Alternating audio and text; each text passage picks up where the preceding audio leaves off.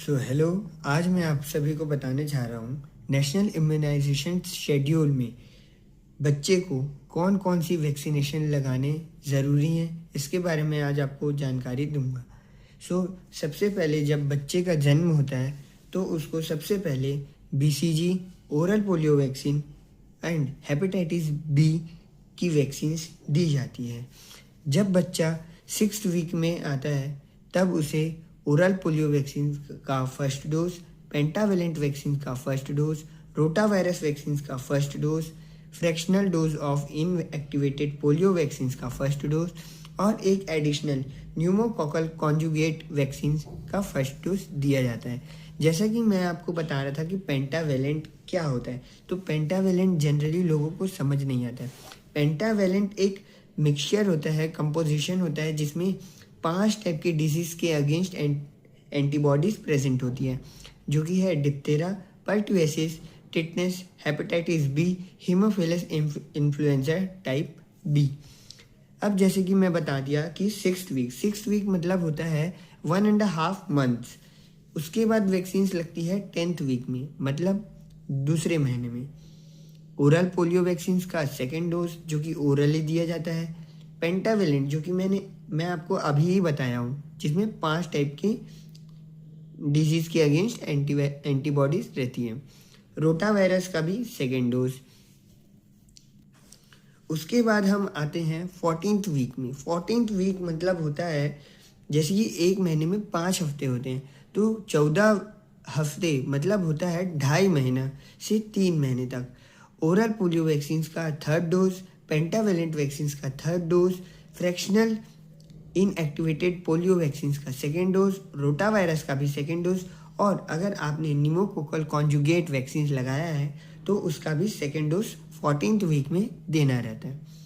अब आते हैं अगली वैक्सीन के बारे में। तो अगली वैक्सीन लगती है 9 मंथ से 12 मंथ्स के बीच में, जो कि लगती है मिजल्स एंड रूबेला का डोज 1 लगता है। एक और वैक्सीन है जो कि एंडेमिक एरिया में लगाई जाती है, जो कि है जापानीज एनसेफेलाइटिस का फर्स्ट डोज।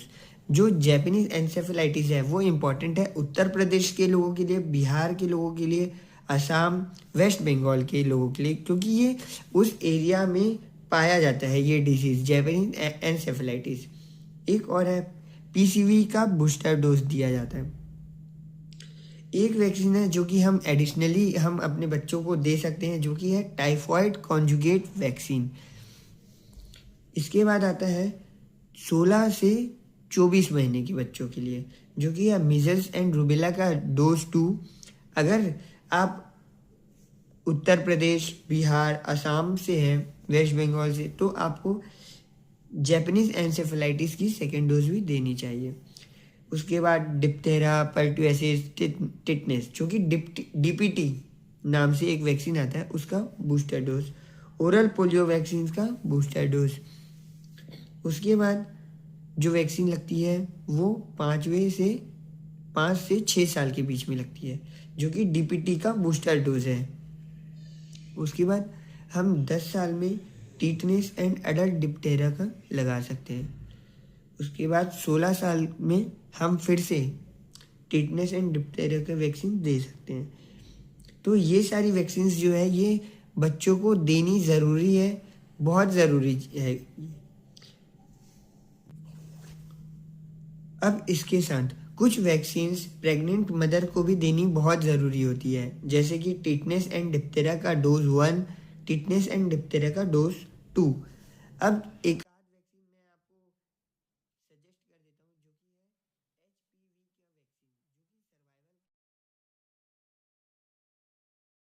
एक वैक्सीन मैं आपको सजेस्ट करना चाह रहा हूँ, वो है HPV की वैक्सीन, जो कि सर्वाइकल कैंसर से आपको प्रिवेंट करती है। ये बॉयज़ और गर्ल्स दोनों के लिए, जो कि 9 से 14 साल के बीच में लगती है, जो 2 डोजेज लगती है।